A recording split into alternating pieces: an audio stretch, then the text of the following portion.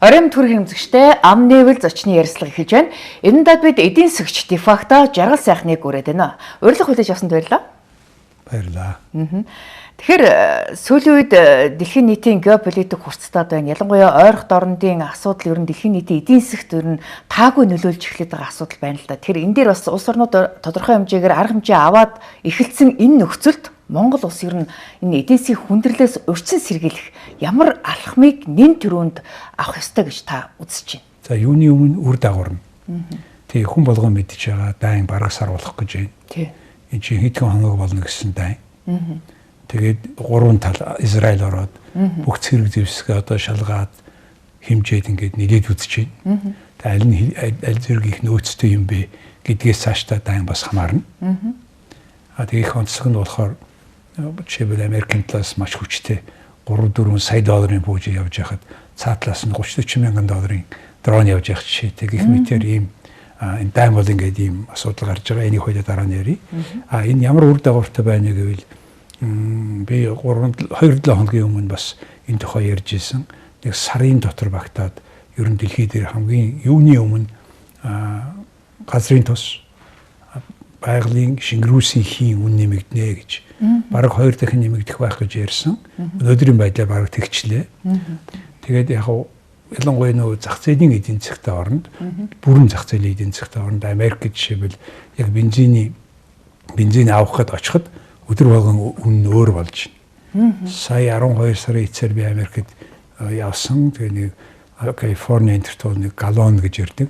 Тэр нэг 2 хагас 3 хэмжээ доллар байсан. Одоо ингээд 5-6 руу явж байна. Гэх мэтэр Америкийн хамгийн том зах зээл энэ бензиний өсөлтийг аль зэрэг даах вэ, их вэ гэдэг нь бас энэ дайныг зогсоох, үргэлжлүүлэхэд том нөлөө үзүүлнэ. За байгалийн шингэрүүлсэн хийний хувьд Европ байгаа ялангуяа хойшоогоо ингээд авдаг дэлхийн 30% тэнд байгаа. Тэгээд Европч яг ингээд хойшоогоо авлаа гэж бодъё. Гэтэл босод нефтийн 6-7 орны энэ эргийн орнууд ярьдаг шүү дээ, coastal countries гэдэг. Энэ эргийн орнуудын 6-7 орны нийлбэр энэ төлшөөч нийлээ дэлхийн энэ түүхийн нефтийн 25-30% нь болдог. Тэгээд тэр 25-30% нь хамгийн сүүлд явж байгаад одоо нэг хоолой 30 км тий Хормозын хоолойгоор гардаг. За энийг бол одоо дайнд их олон жилийн турш бэлтгэгдсэн харж байгаа. Тэгээ энийг бол одоо Америкийн том хөдөг онгоцчууд устгах арга байхгүй. Тим хэмжээний нэгдүгээрт минжүүлсэн байгаа. Хоёрдугаарт Ираны талаас бүх янз бүрийн бүх буужингаа харах бүх юм хангацсан байгаа. Энэ нефтээс ч гадна их том асуудал, хүнсний асуудал байгаа. Тэр дэлхийн бордоо энийгээр хардаг. Тэг ялангуяа Африкт одоо их олон хооронд өсгөлэн болох магадaltaй бордоог авч чадахгүй байгаа. Энэ хоолойгоор ч Украинад амжиж гардаг. Ер нь энэ улсууд яг л нийлүүлж байгаа гардаг хоолой байхгүй. Ормосын хоолой тэгэхээр зөвхөн нефт төдийгүй одоо дэлхийн бордооны хэдэн хувь байх вэ? Бараг талан шиг өнөөр гарч байгаа гэж ярьж байгаа. За тэгээд өшөө өөр нэг аюул нь юу вэ гэхээр энэ арабын орнууд чинь усны нөөцийг хомсдол. Тэгээд ихэнх орнуудад далайн усыг цэвэршүүлж байна. Тий, давсгүйжүүлдэг тийм систем байгаа. Тэр системийн зарим нь устгаж байгаа Иранууд. Тэгэхээр энэ бол зөвхөн бид нар дэлхийг хамарсан энэ эрчим хүчтэй холбоотой хэсэг нь яриад байгаа болохоос энэ арабын орнуудын өөрсдийнх нь хүмүүсийн усны асуудал гарна гэх мэт ийм аспект нь том л доо. Монголд аль нь тусгагдах вэ гэвэл урдлаар энэ ирж байгаа нефтээс шууд бид нар тэр нефтүүдийг авдаггүй ч гэсэн энэ нефт бидэрт амин чухал холбоотой. Яагаад гэвэл хятадын бүх хэрэгцээний бараг хагас нь эндээс гарч ирж байгаа. Тэгээд энийг одоо ингээд баталгаажуулахын тулд хятад маш их нөөц хийх хэрэгтэй. Том орны том нөөц гэдэг чинь учиргүй том юм байдаг баг. 2-3 сараар өөрсдөө хангахын тулд бол тэр амар том хэрэгцээнүүд. Жишээлбэл Япон, Солонгос хоёр өнгөрсөн 7 хоногт нэг сарын стратеги нөөцтэй тэр рүү орчлоо. Үнэ барихын тулд. Тэгэхээр за тэнд 1 сар орчим төвчин. За энэ бүхэн энэ дайны үр дүнд нефтийн зах зээлдээ болж байгаа өөрчлөлтөөс хамгийн том хожиж байгаа нь бол Орос гүрэн. Өөрийнх нь одоо жишээлбэл энэ тхийг нэг 3 сараар байхаа авч болно гэд санкцгүйгээр зөвшөөрсөн. Тэгээ бөөнөр нь авж байгаа энэ тхийг. Хятад Орос 2.8 хийхдээ хинээс ч асуухгүйгээр 8 хийн. Тэгээд буюу нэг нь дэлхийн зах зээл дээр үн одоо ингээ 2 дахин нэмэгдсэн. Ийм нөхцөл бол Орос тодорхой үнээр нэмжил таарна, нэмж байгаа. Тэгээ Оросын орлого улам нэмэгдэж байгаа одоо. Энэ нэг тодруулж асуух гол юм л да. Америкийн тал бол ер нь Оросд одоо хориг тавьцснаас болоод нэлээд олон орн бол Оросоос одоо нефть авч чадахгүй ийм байдалтай байсан чинь одоо ингээ ойрхон орнуудын асуудал хурцтай сунжирх магадaltaй болоод ирэнгүүт Америк нэгдсэн улс энэ хоригоо одоо сулруулад ямар ч гэсэн Оросоос одоо нефть авч болно гэдээ ингээ зөөлгөлдсөн. Эндээс болоод Япон, Өмнөд Солонгос, энтхэг зэрэг улс орнууд бол Оросоос одоо тодорхой хэмжээний нефть аваад эхэлсэн гэж харагдаж байна шүү дээ. Тийм. Тэгэхдээ үнэ нэмэгдэнэ л дээ. Дэлхийн хэмжээний. Нэг нь бол авах, нөгөөх нь ямар үнээр авах. Монголд яг ийм асуудал байгаа юм. Энэ болж байгаа үйл явдал чинь хятадын эдийн засгийн үйлдвэрлэл дээр нөлөөлөх юм. Зарим салбарууд нь удаашрна. Энэ удаашрах ялангуяа энэ дэд бүтцтэй холбоотой, энэ цахилгаан машинтай холбоотой бүх үйлдвэрлэл удаашрах юм бол бидний хоолоо олж идэж байгаа энэ коксчдөг нүүрс энэ чинь металлыг хайлуулахад хэрэглэдэг нүүрс шүү дээ. Коксчдөг нүүрс зис хоёр бол манай экспортын орлогын 80% ч үү 90% нь баг. Тэгэхээр энэ хоёрын олборлолт биш борлуулалт багасах магадaltaй. Энэ юу гэсэн үг гэхээр бид нар нөгөө доллар багасна гэсэн үг. Доллар багасхаар төгрөгийн уналт илүү нэмэгдэнэ гэсэн үг. Тийм учраас бид ханштай холбоотой эрсдэл урд зүгээс гарч ирж байна. Одоо өөрөөр хэлэх юм бол ойрох дорндоос авдаг одоо нефтээ авч чадахгүй болоод ирэнгүүт энэ нь одоо хятадын бүх одоо үйлдвэрлэлд ер нь нөлөөлөд эхэлчихэж байгаа. Үйлдвэрлэл нь багасна гэдэг чинь одоо Монголоос авах түүхийд багасна гэсэн үг. Энэ хэрээрээ Монгол улсын одоо орлого багасхын эрсдэл үүсэж байна. Валютын орлого багасах бол төгрөг дээр ачаал ирж байгаа. За энэ ханшны эрсдэл урд талаас байна. За хойд талаас том эрсдэл байгаа. Тийм. Ягаад гэвэл бид 100% шахуу Орос нефтээс Монгол төр 40-50 компани авдаг юм байлээ. Нефть бүгдээр Орос нефтээс авдаг. Бүх төрлийнхөө бензинийг, дизелийг 92-ыг. Зөвхөн 92 дээр л бид нар үнэ одоо ингээд толгойн үнэ, тодорхой үнээр баяа гэдэг зарчмал явж байгаа. Бус дээр нь байхгүй. Тэгэхээр бусад юмнуудын үн одоо ингээд шууд мэдэрч байгаа орнуудад зах зээлийн үн нэмэгдчихсэн. За бид нар бол үнэ сараар тохирдог айл юм байна л да. Тэгэхээр 3 сарын үнийг 2 сар тохирсон учраас бид өнөөдөр ингээд юу ч болоогүй юм шиг юм. Өстой нэг нөө юу вэ? Дайм болж яхад анзаараагүй юм шиг сууж байгаа байхгүй юу? Сүх далайт үхэр амарч үг гэдэг. Яг тэр үг чинь. За тэгмээс одоо бид одоо 4 сарын үнийг тохирно. Одоо бодлого зарлана. Тэгнь. За тэр зарлал бол ноцтой. Ягаад гэвэл бид Оросуудыг тасралтгүй хангаж өгөөч л гэж гуйж ирсэн болохоос дэлхийн зах зээлийн үнээс бага өгөөрэй гэж хизээч яриаг өгчгүй. Үгүй за. Тэгмээс 4 сард Монгол улсын нефтийн хангамж бол одоо түлшний нийлүүлэлт биш. Манайх чинь өөрсдийн сав байхгүй. Жоогон сав. Одоо 1 сарын баримт гэж ярьж байгаа. Тэгээ хинээр бариулахад өнгөж одоо ярьж байгаа байхгүй юу? Эний чинь аль хэдийн 2-3 жилийн өмнө ярьж ирсэн. Бусад улс орнууд чинь дор хаяж нэг стратегийн 2-оос 5 сарын одоо нөөц хадгалах юм савтай байдаг юм билээ. Монгол улс бол дөнгөж нэг бүх компаниуд нь нийлээл 1 сарын нөөцөл хадгалах юм боломжтой. Тэгээ нийлээж тус тустай. Тэгээ улсын гэдэг нөөцийн сав байхгүй. Тэгээ одооноос энэ сараас одоо нөөцийн сав барьж эхлэхээр оны төгсгөлд нэг 150 мянган тонн одоо нефть газрын тос хадгалах ийм л нөөцтэй савтай болно гэж байгаа. Тэгэхээр тэр хүртэл яаж тэсэх вэ гэдэг асуудал юм тийм үү? Тэр хүртэл бид одоо юу ч ярьсан улс төрчид юу ч амлсан гэсэн байдал нэг өөр болохгүй. Энийг бид нэр яг зах зээл дээр мэдэрч эхэлнэ. Бензиний үн огцом өсөх байх. За 92-ыг нэг хэсэг барьж магадгүй. Бусад бүх төрлийн ялангуяа дизелийн үн 2 дахин 1000 төгрөгөөр нэмэгдэх болов гэж харж байгаа. Засгийн газраас өнгөрсөн 7 хоногт ч одоо энэ гайлын импортын шатхууны татварыг тэглэх ийм тогтоолын төсвийг улсын хурл дөрвөн барьж байгаа шүү дээ. Гэвч дайны биш үеийн үргэлж хийж идэх ганцхан механизмууд дээр. Ягаад гэвэл нөгөө эн чинь тусгай материал учраас татвар нь өндөр байдаг угаас. Агаар бохирдуулж байгаа гэх мэтэр татвар нь өндөр байдаг. Доорожны 20% л. Тийм. Тэгээд тэрийг нэг дээш доошоо болгоод 5-10% нь бууруулахад нэг жирэг болж өгнө гэхээс ерөнхийдөө үнийн цохилт чинь ингээд далайн давлгаа шиг ороод ирж байгааг яах вэ? Одоо бид нар ерөн сүүлийн хэдэн жил үзээгүй тийм давлгаа орж ирж байгаа. Дэлхийд даяар. Тийм ээ. Дэлхийд даяараа тэр үн чинь 2 дахин нэмэгдсэн байхгүй. Манайх нэмэгдэхгүй маа гэхэд 1000 төгрөгөөр нэмэгдэн наазах. Энэ 7 оноос ч одоо АИ92-оос босоод бүх төрлийн шатхуун дээр 1000 төгрөг литр тутамд нэмэгдэнэ гэдэг ийм асуудлыг компаниуд мэдэгдээд эхэлсэн байна шүү дээ. Тэр компаниудын тооцоо хингийн. За. Бусад бүх хооронд энэ борлуулж бид нар Роснефттэй олон улсын Сингапурынх нь үнээр тохирд юм байл. Тэгээд тэр чинь шайгаар болцсон. Онгоцны түлш харин 2 дахин яг 2 дахин нэмэгдчихэд байгаа одоо. Олдсон тэр чинь өөр төрлийн нарийн бензин шүү дээ. Тэгээ нэмэгдсэн байгаа. Тэгэхээр бид 4 сард байна шүү дээ. Тэг ингээд энэ дизель нэмэгдэнэ гэдэг чинь манай уул уурхай, хөдөөж өхөө энэ бүх материалуудын зардал нэмэгдэнэ гэсэн үг. Ер нь бүх юмны суур үнэ шүү дээ. Тэнгис манай тусч орж ирээд бусад материалууд дээр нэмэгдэнэ. Бидний өргөн хэрэглээний бараан дээр. Тэгээ тэрийг яг ямар хуваар нэмэх вэ? Тэр нь зах зээлийнхаа механизмаар явах нь уу?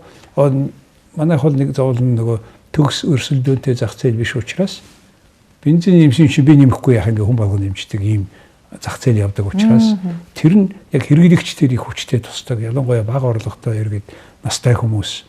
Тэгээ ийм учраас бид өнөөдөр 4 сард юм нэмэгдэнэ. Юугээ хэмнэх вэ? Наазах нь энэ дайм бол нэг 2-3 сар явах болтой юм байгаа наазах нь.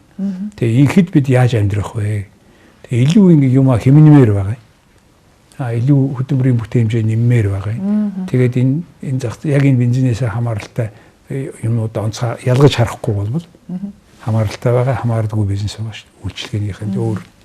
Тэгээ энэ дээр бас тооцч ингэж ер нь л бидний ажиллаа хийгээд бүтээмжээ нэмэгдүүлээд хэмнэлтээ сайн хийхгүй болбол зуны царцаа шиг ингээл дуулаад үжиглээд амраад байх одоо хугацаа дууссан байхгүй. Тэгэхээр 4-р сард Монголд бензин шатхууны үн нэмэгдэх нь тодорхой гэж та хэлчлээ. Дэлхийн бусад улс орнуудад аль хэдийн 50-60% нэмэгдчихэд байгаа энэ нөхцөлд Монголд энэ үнийн одоо өсөлтийн нөлөө яаж орж ирэхээр вэ? Хэдэн хувиар одоо нэмэгдэх магадлал байна гэж та харж байна? Чи одоо дизель дээр ингээд хараад бид 30% тухай ярьж штеп. Тэгэхээр эн чинь суур үн чинь байхгүй. Тэгээ 95 бусад бензин өчн бүгдээрээ наазахын 30% нэмэгдэнэ гэдэг бол. Дэлхий дээр бол 2 дахин нэмэгдчихэд байна шүү дээ. Тэгээ бид нар ингээд зөөлрүүдээ жижигхэн зах зээгээд эхний ээлжин цааны 30%-ээс 1,000 төгрөгийн хэмжээнд байгаасаа л гэж бодож байна. Энэ 30% гэдэг маань магадгүй тэр нөгөө нэг импортын гайлын татварыг нь тэглээд тооцож байгаа үн. Тооцоо тийм үн гэж харж байгаа. Одоо энэ нефт орлуулж байгаа компаниуд ч өөрсдөө энэ үгийг хэлээд байна шүү дээ 1000 гэдэг. Нэлээд тооцож байгаа хэлж байгаа үн тэр байхгүй юу? Цаашлаад тэгвэл бензиний литр тутамд үн одоо 5,000 төгрөг хүрэх ийм магадлал байна гэсэн боломжтой байна л да. Бодтой. Ганц ихний ээлжийн 1000-аар нэмэгдэшээ яаж явахыг харна. За энэ юу гэсэн үг вэ гэхээр шүү дээ. Энэ олон том жижиг компаниуд ороод ирэхээр жижиг компанийн үнэ тогтоодог. Жижигээр зарж эхлээд. Тэгэхдээ жижиг компани ч өөрөө борлуулсан үнийхээ хагасыг өшөө бензин авахудаа зорчулж байгаа учраас нийт эргэлтээрээ бид нар 2 сарын дараа яах вэ? Би энэ 4 сарыг яахгүй байна. Тэгвэл 5 сард яах вэ гэвэл энэ компаниудын худалдаа авах чадвар байхгүй байхгүй. Зөв. Нэг талаас худалдаа авалт тэрхүү багасчихсан. За хоёрдугаар нэмэгдэж байгаа учраас хэмжээ багасаа явуулж шүү дээ. Авах чадвар нь нэг компани авах чадвар хуучнаас 2-3 дахин багасах буюу энийг ийм стратеги менежментийг хийж чадахгүй байгаа. Нийлүүлэлт багасна л гэсэн үг шүү. Тий, 4-5 сараар харж хийх хэрэгтэй байхгүй. Тэгээ хажуугаар нь энэ 5 сар чинь нөгөө газар тариалангийн хамгийн гол удирдлагч нь байгаа. Тэгмээс тэрэн дээр газар тариалан хөдөө аж ахуйн компаниуд тусад нь мөнгө гаргаж өгөхгүй бол хуучин үн бага байхад авч чаддаг юм чи одоо нэмэгдсэний дараа бүр авч чадахгүй. Тэгэхээр энэ ажилд чинь ямаас бидний одоо юу хүлээж ийн гэхээр бид нар үр тарианы үн нэмэгдэнэ гэсэн үг.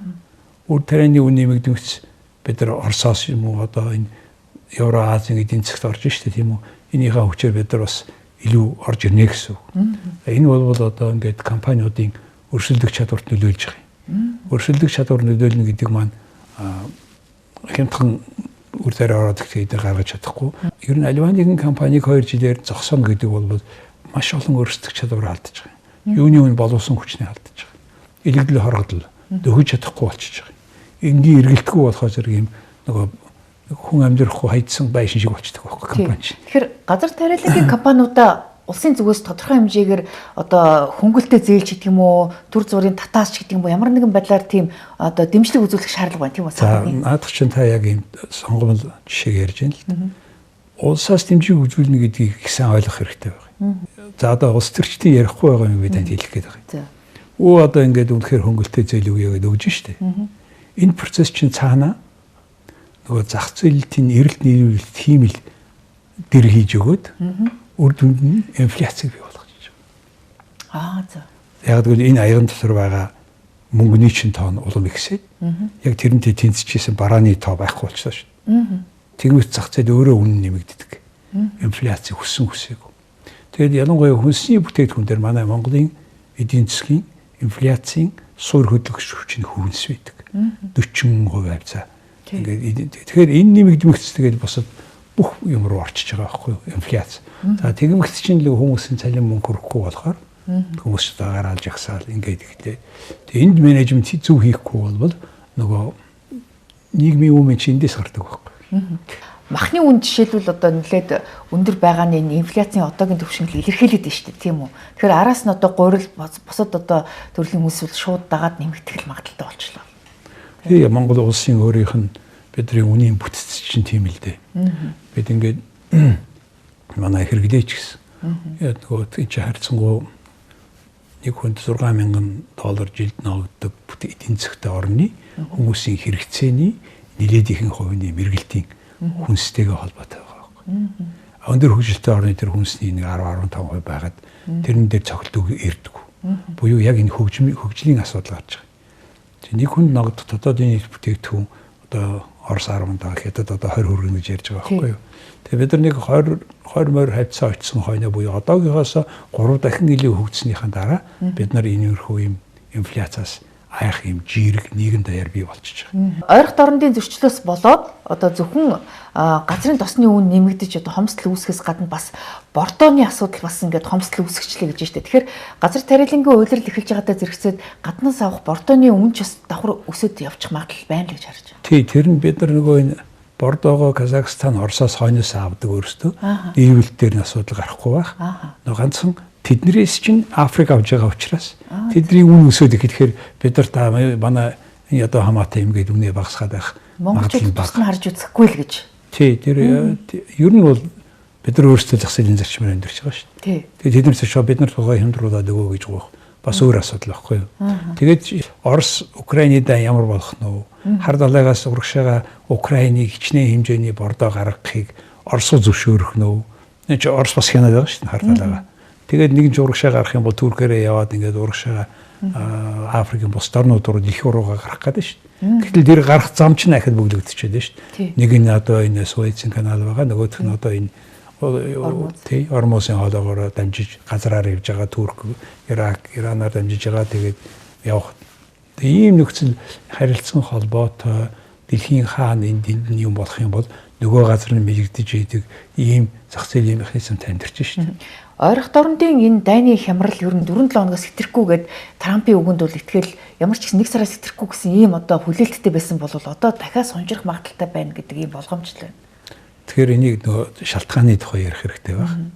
Америк нэгдсэн улс Ираны дайн бол тэргүүл хизээний хэсэгт болох дайн байсан. Заавал болох байсан. Яагаад гэвэл 93 оноос хойш Америкуудад бид үхэл авах ёстой гэж энэ шашны радикал бүлгийнхэн ярьдаг. Барууны либерал демократ энэ бүтцийг үгүйсгдэг. Тэр нь яагаад гэвэл зэрэг одоо энэ Сүнни Шиа гэдэг энэ арабын нэг 50-60-аад сая хүмүүс чинь тодорхой 3/1 тэрнээс жоох нь шианууд. Энэ Иранд байгаа шианууд чинь яг өөрийнхөө санал бодлыг дэмжсэн бусад одоо Хизбалла тэрийн бүлгүүдийг дэмждэг санхүүгээр. Тэгээ эдгээр нь Америкууд эдгээр чинь гол нь өгж байгаа хүн нь Америкт үхэлгээд байгаа юм шиг. Америкт энийг зөндөө олон төвчээ суугаад байгаа юм. Тэгээ энэ эрт орон нэгэн цаг болох дайн болж байгаа юм. Трамп жоохон хурдуулсан болохоос.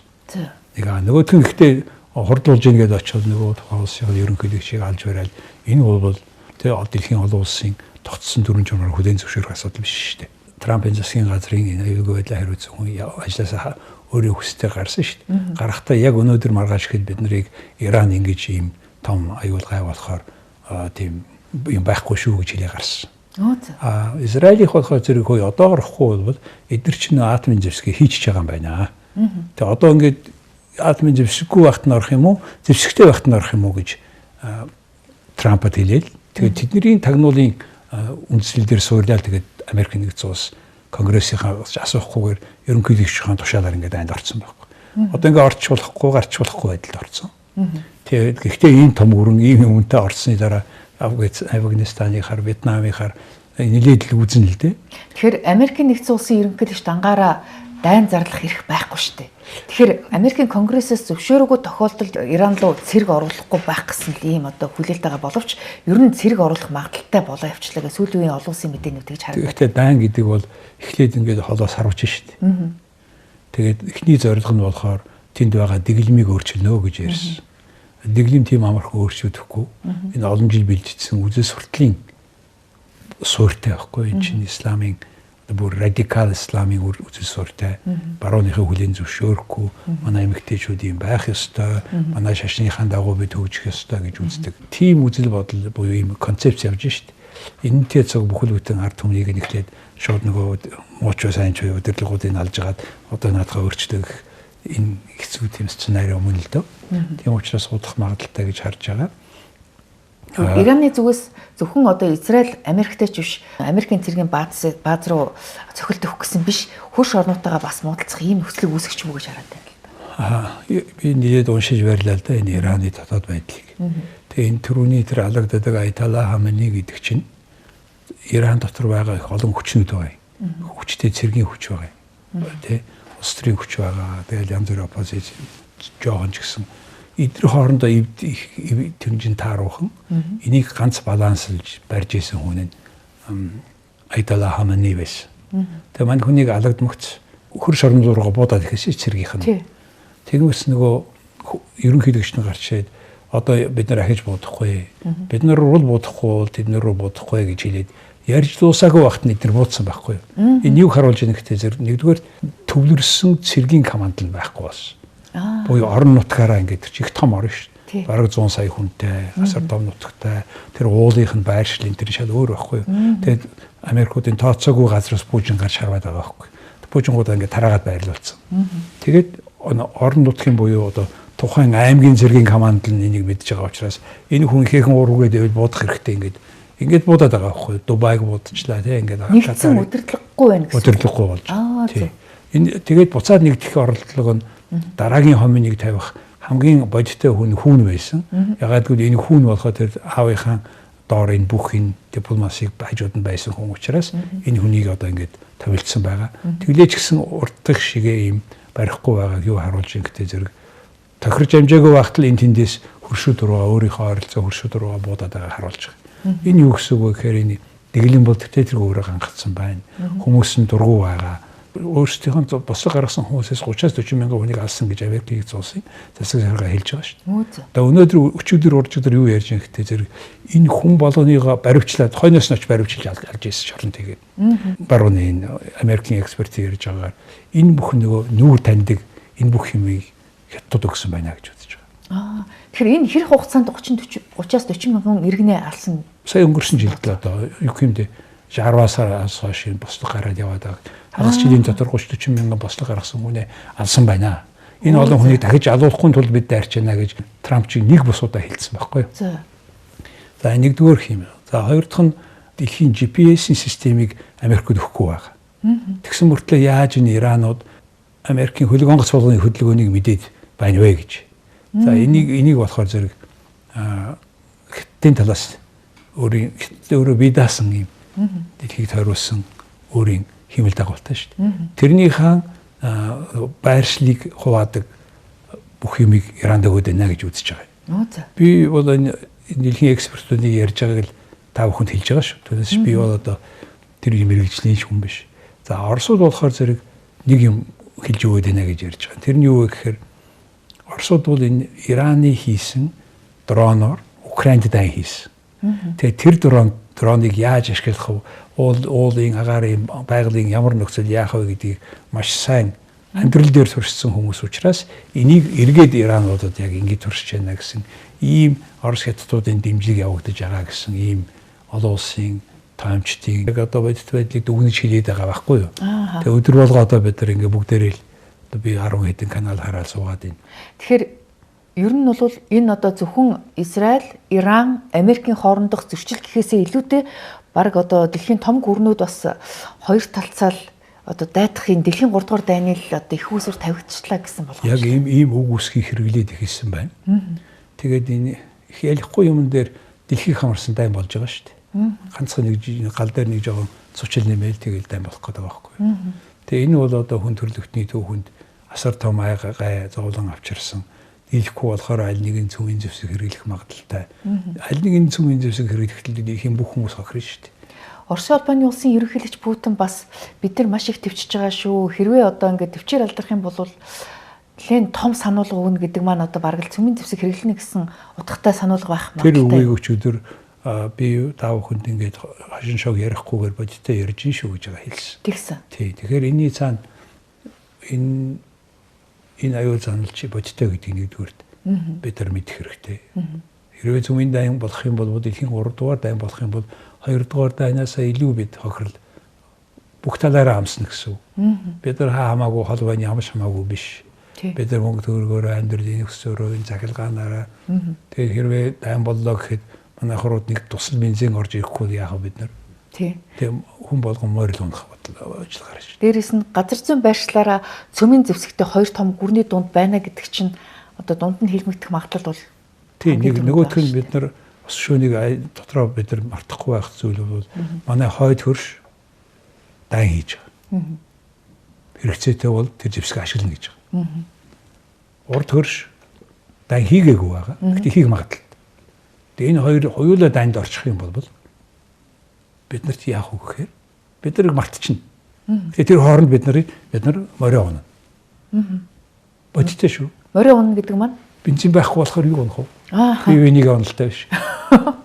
Тэгэхээр зөвхөн явгарах гэдэг асуудал биш.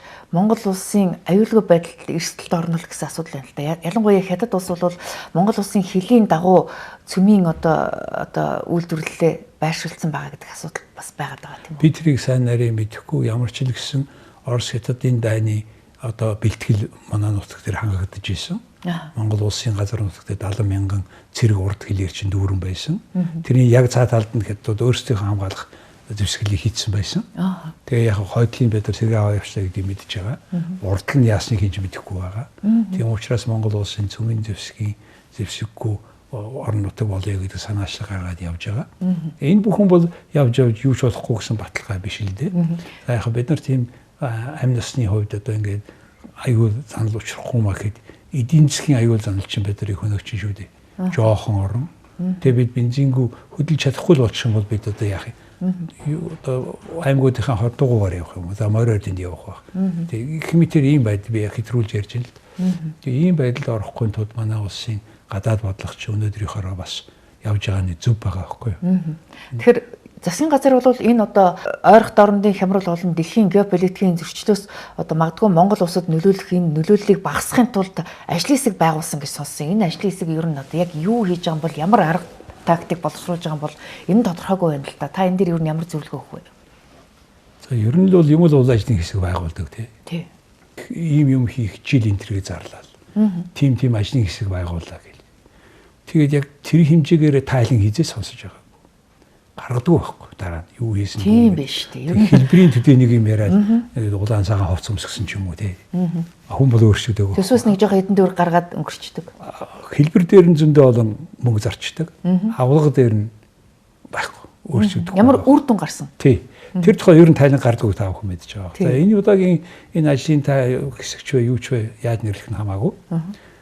Энэ бүхний үр дүнд шүү дээ бид нар эргээд ингээ харахад одоо өнөөдөр 3 сарын эцэс болж байна. Ер нь ажил хийсэнгүү баахан шинжил тэмдэглээ, цагаан сар тэмдэглээд Мартин хэрүүл хийлээ шүү. Мартин 8 цэргийн баяр гэдэг юм уу? Баяр их юм тэмдэглэж өгч байгаа байхгүй. Тэг хизээ бид ажиллаа хийх. Ер нь томоор ярих юм бол бид нар их л ажиллах өрсөлдөх хэрэгтэй байна. Яг энэтэй холбоотойгоор улс орны хөгжил бол эрүүл аж ахуйн нэгдлүүдийн хувийн компаниудын эрүүл өрсөлдөөн байхгүй юу? Энэ эрүүл өрсөлдөөн байхгүй учраас яагаад байхгүй байгаа вэ? Яагаад гэвэл засгийн газар бол энэ эдийн засгийн талбай дээр тоглохдоо юм шүүгч маягаар оролцох ёстой биш. Өөрөө оролцоод байгаа байхгүй. Зөндөө олон компани байгуулаад та бод хөлбөмбөгийн тэмцээн болж исэн чинь шүүгч ингээд зогсож ирсэн аа. Өөр бөмбөг ирэхээр өөрөө шүдэд гол оруулаад байвал ямар шудрах холон болох вэ? Яг ийм байгаа байхгүй. Нэгдүгээр. Төр би эдийн засгт хэтэрхий орон зай эзлээд байна гэдэг асуу. Яагаад эзэлж байгаа гэж? Төрийн компаниуд их байна. За нэг нь тэг шалтгаан. Нөгөөх нь юу хтэй зэрэг төрийн компани нэмэгдээд байгаагийн шалтгаан бол хувийн салбарт өрсөлдөөн бий болохгүй байгаа. Яагаад бий болохгүй байгаа вэ гэвэл нэг тоглогч нь төрд очиж байгаа. Тэгэд чи яа сайдынхаа компанид өрсөлдөх вэ? Одоо тэгэндээ. Тий. Яагаад гэвэл улс төрийн намуудын санхүүжилтийнх нь хичнээн олон ярьж донгодож байгаа ч гэсэн бодиттой тэр яг мөнгө ханаас гарч байгаа тайлан Монгол улс хизээж хараагүй ойрын хэдэн жил харахгүй энэний үр дүнд нь энэ нөхдүүд чинь намдаа том мөнгө өгсөн хүн нь гүйцэх засаглалаар сайд дарганаар болоод тэгээ тэрийг яаж ч очиод орлоо гэсэн мөнгөө босааж авъя гэж хэлэх магадaltaй байхгүй. Тэгээд ашиг сонирхлын зөрчилтэй сайднарч болоод байна шүү дээ, тий. Тэр салбарт одоо хувийн компанитай болохоор барах ганцхан Монголд ийм боломжтой яваад байгаа. Казахстан хүртэл нэгэ зогсоож байгаа шүү дээ. Өө зөө. Тэгээ бид нар ингээд юмныхаа гол асуудал руу орохгүй үнтэй зөв хүлээсэн маяг сольчиж байгаа байхгүй. Тэгээ энэ юу харуулж байгаа гэхтэй тэр нэгэн тийм мөнгөтэй бий болцсон юм бүлэглэл, олигарх бүлэглэл. Дараа нь тэдний нөлөө өгөх улс төрчид нийлж агаад бид нар хизээч дийлэхгүй тийм хантай болж байна л гэж энэ Монгол улс. Энэ ардчил гэдэг үг чинь өөрөө эрх чөлөөнөөс гадна маш том хяналт байхгүй юу? Энэ хяналтыг бид нар хийж чадахгүй хамгийн гол нь хийлгэхгүй яваад тэгээд ийм зөв төрд ажиллаж исэн хүмүүс нь цүн баяждаг. Төрийн компаниуд нь томроод ямар ч хариуцлага хүлээдгүй компани дампуурч исэн, дарганаар нь баяжиж исэн. Энэ бүхэн чинь тасралтгүй яваад хинж хариуцлага хүлээхгүй, хүлээлгэхгүй ийм шүүхийн систем чинь одоо болтол ингээ яваад байна шүү дээ. Улс төрчид нь хариуцлага хүлээхгүй байхад доод дунд шатанд яаж хариуцлага хүлээх байдаг нь ойлгомжтой. Дээрээс нь одоо парламент нь одоо хаврын чуулган нээлттэй хийчихэл ажиллаа хийхгүй ингээд бойкот хийгээд гацаанд орчлоо. Парламентын ажлаа хийхгүй болохоор засгийн газар нь асуудлаа шийдүүлж чадахгүй хүлээлтийн байдалд орчлоо. Дээрээс нь сайд нар ч гэсэн солигдох гэсэн чинь одоо ингээд тамгаа солилцож чадахгүй гацчихлаа. Бүх асуудал ингээд ийм нэг ийм одоо чөтгөрийн тойрогтол гацаанд орчод. Улс орны хөгжил байна шүү дээ. Институцийн хөгжил чадвараас хамаардаг. Тэгэхээр улс орон, ард түмэн, хувь хүн өөрийнхөө үгийг хэлэх эрх чөлөө байхгүй бол бусад эрх чөлөө бүгдээр халах болчихдог.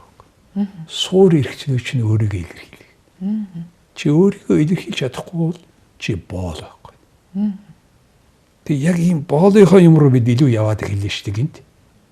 Ягаад гэвэл энийг бүхнийг ярьдаг хэлдэг нөгөө нэг хүчтэй хэвлэл мэдээллийн хэрэгсэл гэдэг чинь. Гээл тэд нарыг манипуляц хийж эхэлж байгаа, удирдах эхэлж байгаа байхгүй. Ер нь улс төрчдийн хоорондын энэ одоо эцэс төгсгөлгүй энэ зөрчил тэмцэл нь одоо хэвлэлийнхнийг дунд нь ашиглаад байгаагаас болоод ийм байдал үүсч юу? Тийм шүү дээ. Ер нь та улс төрчид гэж ярьж байна. Улс төрчид гэж өнөөдрийн ойлголтоор хэм бэ? Ардчилсан системд намуудын өрсөлдөөнөөр зөвхөн нам гэдэг төрийн бус байгууллага төрийн эрх авдаг ганц институт байгаа шүү. Тэрүүгээр дамжуулж төрийн эрхэнд хүрээд энэ хяналтан баг баялагийг хувааж ууж идэж болох юма гэдэг ойлголтыг гүнзгий авсан тэрний төлөө явж байгаа ихэнх хүмүүс чинь улс төрчид байна шүү. Тэгэхээр бид нар угаасаа л энэ улс төрийн намуудын санхүүжилтийг нэгдүгээр ил тод болгохгүй бол хоёрдугаар энэ төрийн олон нийтийн мөнгийг хулгайлж ууж идсэн олон мянган нөхдүүдтэйг хариуцлага тооцохгүй бол за гуравдугаар иргэд үгээ хэлэх эрх чөлөөтэй байгаад гэхдээ хэлсэн үг болгондоо хариуцлага хүлээдэг байх тэр нөхцөл гайхгүй бол бид энэ маягаараа ингээд амьдраад ингээд хэлбэр хөөцөлтөд яваад байх юм бол залуучууд чинь зүхтаад дуслаа шүү. Та сая хэллээ шүү дээ. Улс төрчид хэлсэн үг болгоныхоо төлөө хариуцлага хүлээдэг болох ёстой гэж хэлжлээ. Тэгтэл их хурлын гишүүн хэлсэн үгнийхээ төлөө хариуцлага хүлээж байсан түүх байхгүй. Цаашдаа ч ер нь байхгүй юм шиг л юм хандлага байдаг. Ер нь их хурлын гишүүдийг эгүүлэн татах гэдэг асуудал бас ерөнхийлөгчийн зүгээс оруулж ирсэн асуудал дээр та юу гэж харж байна? За энэ их ноцтой асуудал шүү. Яагаад гэвэл энэ ямар хэмжээнд асуудал те. Өнөөдрийн байдлаас харуул тийм. Яс. Их хурлаас суухгүй байгаа гишүүнийг ямар их хурлын гишүүн гэх үү шин. Тэгэл харагдахгүй. Хууль дээрээ суухгүй. Тэгэхээр өнөөдрийн асуудлаас ингээ үзэхэд татах юм хууль гарвал өнөөдрийн асуудал дээр зөв юм шиг байна. Гэтэл яг энэ хуулийг нэг хүний эрх мэдэлд төр очих юм бол нөгөө тэрийг зайлуулгээл тэгэл зайлуулна шүү дээ. Дараа нь буюу энэ ардчлалынхаа механизмд нь нөлөө үзүүлэх тийм юм гарчих гадаа. Тийм учраас энийг их тунгааж хийгээд энэ нөхдүүдэд хариуцлага тооцох ёстой. Гэхдээ дараа нь нэг хүний эрх мэдэл тэг бий болчих юм бол тэр хүн болгонтой ингээд самар цөмж байгаа юм шиг их хурлаас хөөгд идэг болохгүй. Энэ нарийн мэдрэмжийг их олон судалгаа хийж бид хэрэг ёстой гэж харж байгаа. Улсын хурлын гишүүдтэй ёс зүйн хувьд нь хариуцлага тооцох асуудал дээр одоо яг үндсэн хуулийн цэц юм уу эсвэл одоо ял нэг нам биш одоо парламент дотор асуудлыг шийдэж одоо хэнийг явуулахыг парламент өөрсдөө дотроо шийдэж явах хэрэгтэй гэдэг ийм бас өнцгийг зарим хүмүүс хэлээд байлээ. Та юу гэж харж байна? Суурь нь байгаа ш тэр ёс зүйн хороо энэ төр гээд. Тэр ёс зүйн дэд хорооч одоо бусдыгаа хамгаалсан л ийм одоо хороо болж хувиргуу гэж хараад байна л да. Тэг яг энэтэй холбоотой Английн парламентээр парламентын гишүүний inquiry гэж байдаг. Тэр нь юу гэхээр тэр парламентын гишүүн тодорхой асуудлаар их хурлынхын гишүүн холбоотой байгаа бол тэр хэргийг бүр ингээд өөрийн санхүүгийн эрх мэдэлтэйгээр бүр дуустал шалгаж агаад. За. Тэгээд тэр хүн санал гаргадаг. Бүр тэр ёс зүйн хорооч баг нэг хэн шал хороо шиг тийм одоо Монголд ингээд гой нэртэй. Тэг юу ч хийдгүү боломжгүй. Ийм агуулгын юм маш их байгаа. За. Гэхдээ бид нар өнөөдөр нэг юм одоо нэг иргэд юм нь юу вэ гэхээр бид нар за яг юу болдгоо байна гэдгийг л мэдээд байгаа. За.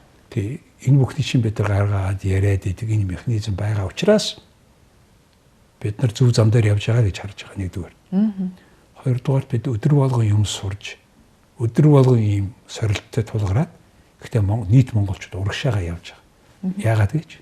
Яагаад гэвэл бид өнгөрсөн 30 жил бид нар эрх чөлөөтэй байлаа. Монгол хүн хизээч өнөөдөр их шиг хөрөнгөтэй байгаагүй. Хөрөнгөнийхөө хэмжээгээр хүн хариуцлагатай байдаг. Алдах юмтай байхгүй. Социализм нурсны гол шалтгаан бол тэнд алдах юм байгаагүй. Чиний хөрөнгө юу ч байхгүй. Чиний замцал байсан байх нэг ширхэг.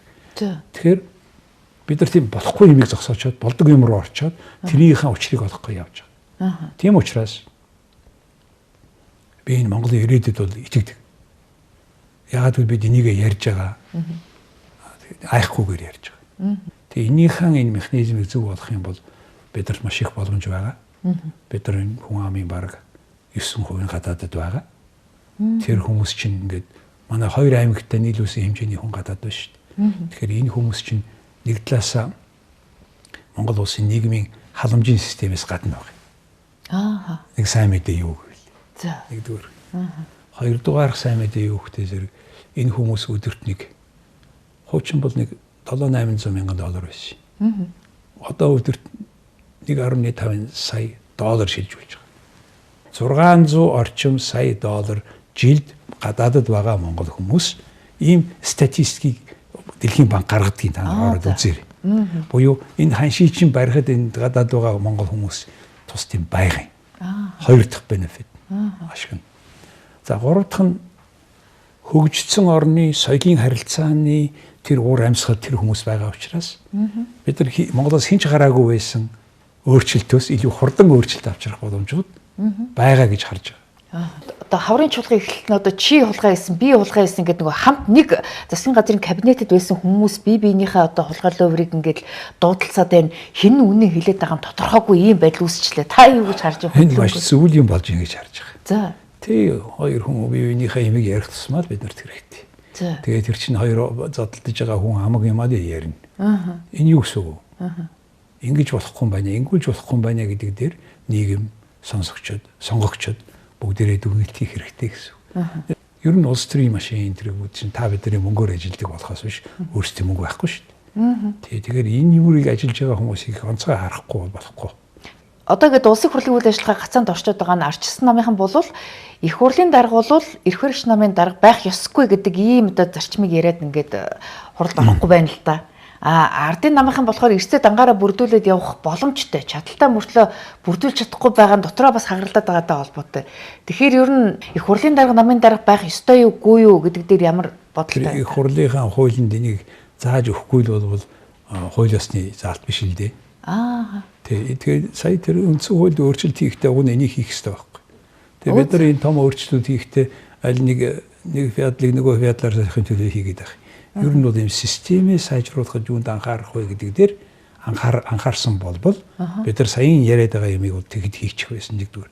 Хоёрдугаар нэгэн тал тийм юм байгаагүй юм чинь одоо ингээд шаардах гэдэг бол улс төрийн акц гэж харж байгаа. Тийм учраас энэний оронд үндсэн хууль, улсын хурлын тухай хуулинд хоригдсан заалт оруулаагүй бол энэ чинь одоо зөвшөөрсөн тооцсон. Одоо хурлаа тэрэндээ оруулаа тэгээ явбал нэг хэрэг. Хуулиа өөрчлөлөө. Үгүй юм бол бүх юм хуулийн дагуу явах хэрэгтэй шүү. Аа. Тий, түүнээс би одоо аль нэг хувь хүний тухай яриаггүй. Тэгээ энэ улс төрийн намуудыг үнэхээр энэ тайлан майлын ил тод ингээд тайлагнадаг ийм болохгүй бол ер нь тараах нь хэрэгтэй болов. Тарааж байгаа дахиж бүртгэх байдал зөндөө олон түүхэн тийм юм байна. Өө за. 100 жилийн түүхтэй ч байсан, 35 жилийн түүхтэй ч байсан хамаагүй тарах гэдэг. 1000 жилийн түүхтэй түүх нь хамаагүй шүү. Өө за. Таны аав ээж хин гэдэг та тэр хариуцахгүй л шүү. Өнөөдөр та өөрийнхөө өмнө хариуцахгүй л гэсэн. Яг тэр л байна. Та өөгийн өмнөөс хариуцахгүй юм. Эсвэл шагналыг авах юм уу? Би ч одоогийн намын төлөвшил ямар байна? Тэр хэмжээндээ л хариуцлага хүлээх хэрэгтэй. Татал санхүүжилтний ил тодуу. Хэдийг аваад хэдийг гараад. Англи, Германы намуудын санхүүжилтийн шалгадаг хороо байгаа. Тэр дотор намын бос хүмүүс байгаа. Тэгээд тэд нэр жишээлбэл 1 сая фунт стерлингээс дээш ямарваа нэгэн мөнгө данс руу орж ирэх юм бол тэрний тайлагныг гаргуулж байгаа. Дансгүйгээр мөнгө оруулж ирэх юм бол гэмт хэрэгтэй болчих. Цүнхтэй мөнгө намын байр руу ордог гэдэг асуудал байдаг шүү. Ийм юмыг би 10 жил бичиж байгаа энийг. Би нийт нэг 600-аад нийтлэл бичсэн энэ улс төрийн эдийн засгийн байдлыг сайжруулах тухай. Би тэр хувь хүнийхээ нийгэмд оролцож байгаа идэвхтэй оролцоо гэж хардаг. Та сүүлийн 15 6 жил одоо дефакто гэдэг одоо өөрийнхөө ярилцлагыг одоо брэнд нэвтрүүлгээ үргэлжлүүлж байна. Тэгэхээр өнгөрсөн хугацаанд ер нь хичнээн хүнтэй ярилцлага хийсэн байна. Өөрөө тоолж үзсэн үү? 2009 оны 7 сарын 1-ээс нийтлэл бичсэн. За өнөөдрийн байдлаар нэг 620-30 нийтлэл хийсэн байна. Тэрийг англи, монгол дараа нь японоор гарсан, орсоор гарсан. Яагаад энэ япон, орсоор гаргаж гадаадад Монголд болж байгаа үйл явдал бол дэлхий дээр их сонин нэг том туршилт. За энийг бид хийж байгаа. Тийм учраас энэ хэлтийг гаргаж байгаа. За ярилцлага 2010 оны 8 сараас хийсэн. Одоо 1000 гаруй ярилцлага хийсэн байгаа. Өө за. Тийм 70 гаруй хувь нь монгол хэл дээр, 20 гаруй хувь нь англи хэл дээр. За нэг 5-6% нь орос хэл дээр 1000 гаруй ярилцлага хийсэн. Тэгээ энэ бүхний бүгдээрээ jargal-defacto.com гэдэг вебсайт дээр байгаа. Энэ вебсайт бол Монгол улсын эдийн засаг, улс төрийн давхар шилжилтийн, зэрэгцээ шилжилтийн архив гэж би боддог. Таны 1000 гаруй зочдын дотор хамгийн сонин содон ямар зочин байна? Миний анзаарч ирснийх одоо Далай лам 14-р Далай лам байна, Ромын Пап лам байна. Өөр одоо ямар одоо онцлог зочин? Яг албан тушаал юмараа бол олон орны ерөнхийлөгч ерөнхий сайд дээр орсон. Монгол улсын баг бүх хүмүүс нь орсон даа удирдлагуудаас. Тэгээд яг хамгийн онцлог тэр яг энэ ярилцлагыг зөндөөх ярилцлага. Хамгийн мартагдашгүй одоо тийм сэтгэл өвдөөсөн ямар ярилцлага байна? Далай ламын хахаа л гэж бодож байна. Тэгээд дараа нь Ромын Паптай би онгоцсон дээр ярилцлага хийсэн. Өө за. Та Монголд яагаад ирсэн юм бэ?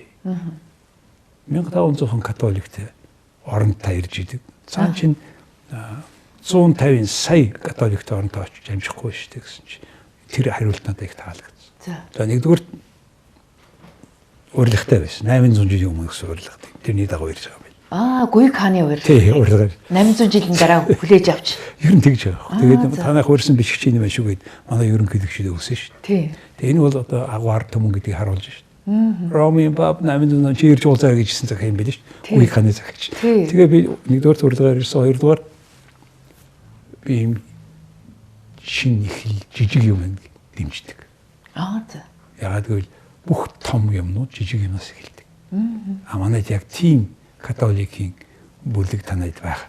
Тэгээд тэр хүн буцахтаа хоспис буюу одоо хүлээж байгаа асрах газар, тийм асрамжийн газар дээр очиод тийм хүмүүсээ очиж хэдэн эмэгтэйгийн хөлийг угаач яваад гэсэн шүү дээ. Тэрийг манай зурагтаар харж амжаагүй тий.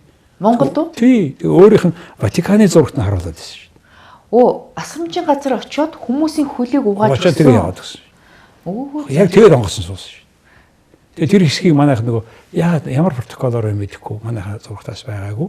Бид нарт болохоор зөв онгоцны буудлын дээр ингээд сууж яхад Ватиканы зурагт хамаагүй гард юм байл. Амьд гард юм байл. Шууд. Тэгээ бид нар ингээд сууж исэн чинь нөгөөдөг чи яг юм Монгол тийм хоспис буюу тийм газар очиод хүний хөл угаагаад тэгээд сууж байгаа. Тэр ямар учиртай одоо зан үйл юм уу? Ямар учиртай? Тэр Ромын шашны том зан үйл юм байл. За. Ромын католик хүн ялангуяа тэрний пап гэж ярьж шүү дээ. Энэ хүн чинь одоо бид яг хүнийг өршөөх гэдгээрээ. Хүнийг өршөөх, нэгүүлсэнгүй байх. Хамгийн их зовлонтой хүн туслах. Ийм зорилготой тийм ёс заншилтай юм бэл. Санаж байгаа нөгөө Поп Жон гэдэг Польш лам байсан шүү дээ. Тэр хүний чинь буудсан шүү дээ. Тэр буудсан хүн түрх гаралтай байлаа, ислам гаралтай нэг хүн байсан. Тэгээд тэрийг очиод маань хүн шоронд очиод нөгөө хүнийг шүлэлцсэн шүү дээ. Өршөөж байна таныг. Тэгэхээр энэ шашин гэдэг бол агуу том өршөөл гэсэн санааг католик.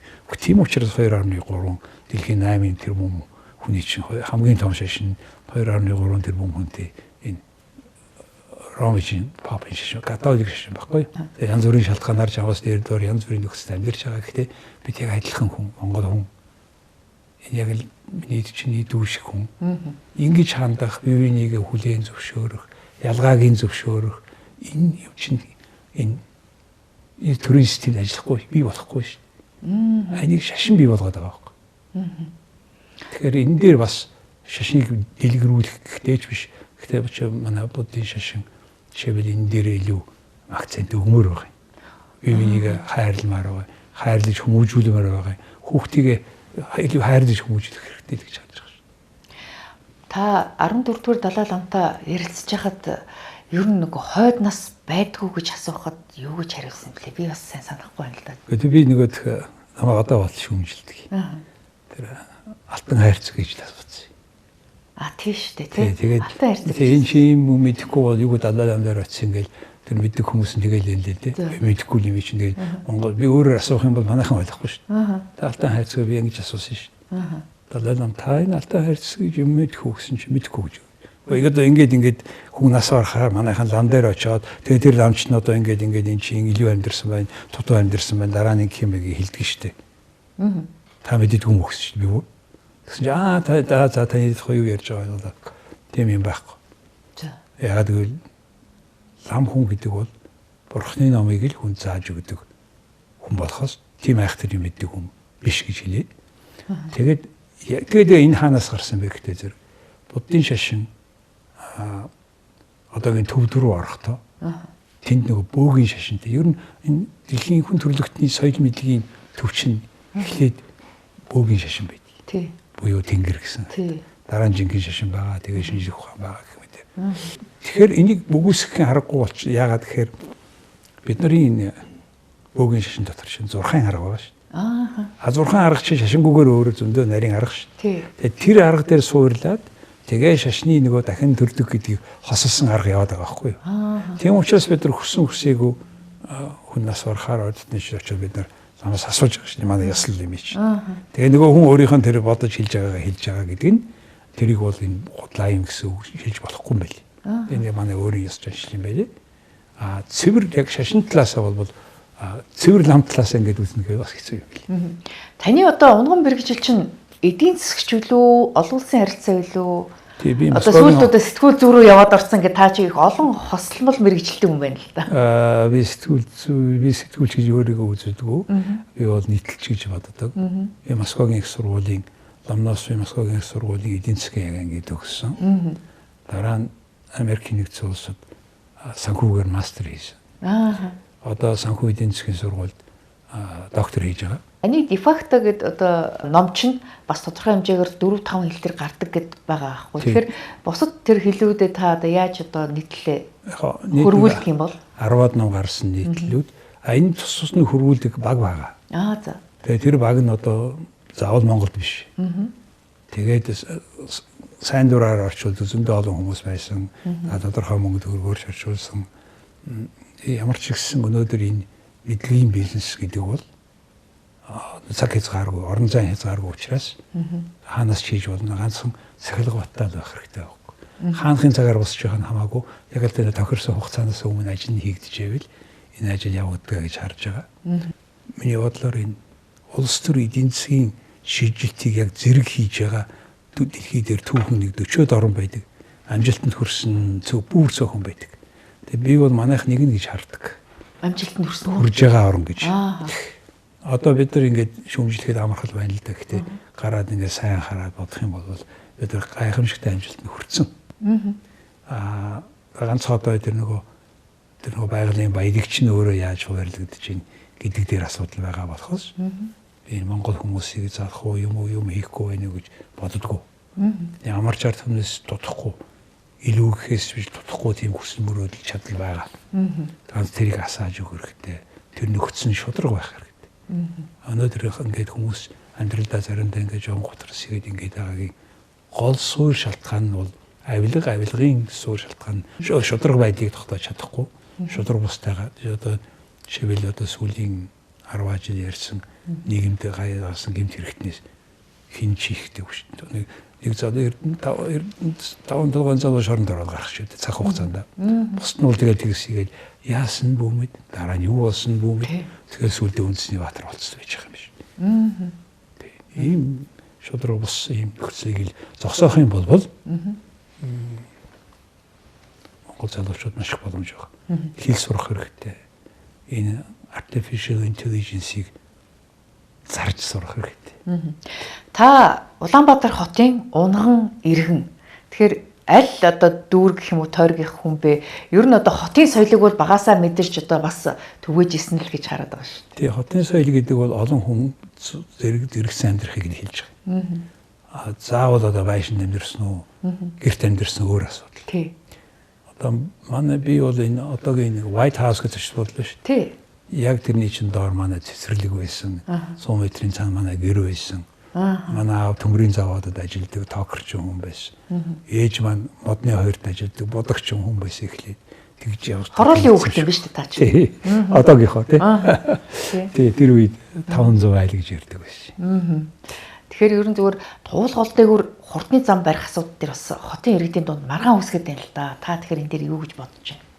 Би хурдны замуудыг ингээд голуудыг огтлож байсныг харсан болохоос голоо дагаад нэм хурдны зам хийцсэн байхыг нэг альч би олон оронд очсондоо ер нь голоо дагаад хурдны зам барьсныг санахгүй л байна. Яагаад нэг гатлаад нэг хийж болдгоо мэдэхгүй байна.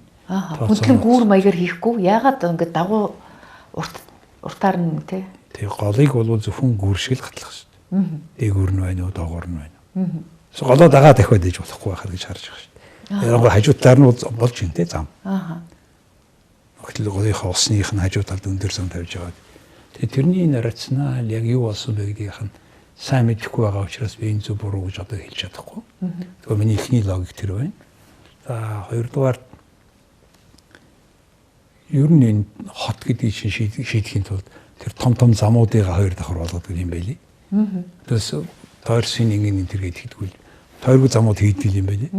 Тийм тэгээд аль нь оновчтой юм гэдгийг мэрэгжлийн хүмүүс нэг үе бодвол одоо ингээд хар ухаанаар ярих биш. Яг энийг судалсан хүмүүсийнх нь хэл яриаг сонсдог болмоор байна. Ийм ярилцлагад жишээ танай зурагтаар ч гэсэн илүү гарвал мэрэгжлийн хүмүүсийнх нь дуу хоолойг гаргахгүй болбол одоо би чадна гэдэг хүмүүс дүүрэн болчихлоо шүү. Чадахгүй юм гүйч хөнгөө болж тэгээд яг тэр чинь яг чадах юм гэдэг чинь өөрөө хүн төрлөختний яг тэр чиглэлийн боловсролыг автсан тэр нь баталгааждсан дипломтой шинхэн дипломтой дээ. Тэгээд тэрүүгээр зөндөө олон тоо байрны судалсан тэр хүний чинь мэрэгжлийн хүн гэж байгаа шүү. Улс төрчдийн хоорондын зодонд л их ороод ах шиг байгаа энэ асуудал. Тэгээд ямар ч л гэсэн тэр хийсэн юмнуудаа иргэддээ ингээд танилцуулахыг энэ хотын дарга анхаарах хэрэгтэй. Тэгээд холбогдох хүмүүс нь ямар шалтгаанаар юм болсон бэ гэдгийг илүү ярих хэрэгтэй байхгүй. Тэгээд эдгээр чинь ярьж байгаа ч гэсэн цаа тэр чиглүүлж байгаагаасаа илүү.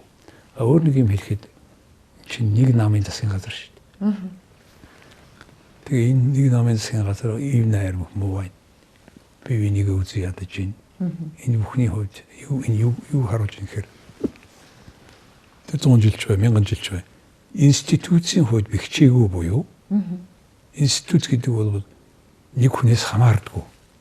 Ямар ч институт хэний ч авсан гэсэн институт ажиллахыг хэлдэг.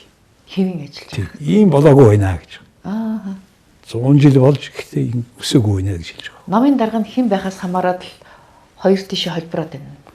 Институт болж чадаагүй байна гэсэн үг. Ганц энэ манч биш. Бүх намууд институтийн түвшинд буюу нэг хүнээс хамаарахгүй болчих бол өөрийн суурь зарчимтай, үндсэн хуультай тэрийг л дагнах гэхээс биш. Аль нэг хүн гарч хаашаа хашгирсныг дагаад идэв биш байхгүй. Ийм хэмжээний намын гишүүдийнх нь эв нэгдэл, соёл, ухамсар, мэдлэг нэгдсэн итгэл үнэмшилтэй тийм бүлэг болж иж улс орны удирд нөхөөс өөрсдөө ч удирдах чадахгүй нэг хэдэн этгээдүүд нийлээд яаж бид нарыг удирдах юм. Ийм асуудлыг яагаад бид нийгмээрээ тавихгүй байна? Яагаад бид аль тэр улс төрийн намыг нэг Жин Балдангийн нэрээр яваад байгаа юм. Төрийн үний шалгуур гэж байх хэвээр. Тийм тул тэр төрийн намын чинь шалгуур гэж байх хэвээр. Тэр чинь байхгүй байхад яаж жишээ бид нар ингээд модны тухай ярьж байгаа байхгүй. Нэг мөчрийн тухай яриаг байхгүй. Тийм. Тэр мод чинь өөрөө яг мод биш шүү. Ийм асуудал. Одоо парламентод ороод ирсэн гишүүдийн ёс зүйн асуудал ярихаар цаана 5 намын асуудлыг давхар хүндэх ёстой гэж юу? Тэгээд энэ эдгээр намууд институт болтлоо домон ажиллах хэрэгтэй байх юм. Манлайл хэрэгтэй. Даргана гэж байгаа хүн өөрөө юм хил аманд орох биш. Өөрөө ийм өөрийнхөө үлгэр жишээгээрээ манлайлдаг ийм хүмүүсийн нэгдэл байх хэрэгтэй шүү дээ. Харамсалтай тийм хүн гарч ирэхгүй байна. Овоо итгэж исэн хүмүүс чинь 9 шидийн юм хийсэн. Үнэн худлаан тэгээд худлаа үнэ батлагдаагүй батлсан ийм нөхцөл байдалд амьдарч байна да. За ингээд бидний ярилцах цаг дуусч байна гэж бидний урилгыг хүлээж авч дэлгэрэнгүй ярилцлага өгсөн танд баярлалаа. Тэгэхээр одоо дэлхийн геополитикийн нөхцөл байдлаас болж Монгол улсад ер нь эдийн засгийн хувьд ер нь үнийн өсөлт дагуулах янз бүрийн одоо эрсдлүүд байна. Тийм үнээс өрчин сэргийлэх алхмууд дээр та бас өөрийнхөө бодол саналыг хэллээ. Цаашдаа ер нь бас улс төрийн хүрээнд ч гэсэн энэ намуудын төлөвшил цаашлаад энэ нийслүүд хоорондын зөрчлийг үүсгэж байна гэдэг асуудал дээр бас өөрийнхөө байр суурийг илэрхийллээ. Ингээд таны цаашдын судалгааны ажилд амжилт хүсье. Би бас тантай бол яг энэ ярилцлага би дөрөвдүгээр энэ орж байгаа. Сүүлийн 16 жилийн турш. Тэгээ би одоо энэ тасралтгүй ингэж хийх гэдгийн цаана энэ ярилцлага хийгээд байгаа хүний цаана маш их том зориг хүсэл сахилга бат байдаг юм а гэдгийг би хэлмээр байна. Тэрийг энэ таны жишээн дээр бас харж байгаа, талархаж байна. Энд тийм амарх ажил биш байгаа байхгүй. Хүмүүсийн өмнө яг ялангуяа лайв явж байгаа бол ингээд чи байгаагаараа нөгөө хүнээ яриулаад зөндөө гэрийн даавар хийх хэрэг болно тийм ээ. Тэгээ сүүлд нь 9 шидийн юм сонсон. Тэгээд одоо үзэмж өнгнөөс ахуулаад та бид нар ямар жүжигчд биш тэр бол 2 дугаар асуудал шин. Агуулгаар нь илүү орсон. Тэрэн дээр нь ажил хэргийн зөвлөгөө өгсөн тим комент юм уу дээжиж энэ ярилцлагын форматыг бид хадгалахгүй бол энэчгүй болох тийм магадлал байгаа. Гэхдээ энэ бүхнийг даваатаа сайн ажиллаж байгаа талархаж байна. За баярлалаа танд. За манай энэ удаагийн ам нээвэл зочны ярилцлагаар эдийн засагч дефакто жаргал сайхан оролцлоо. Анхаарлаа туссан үзэгч та бүхэнд баярлалаа.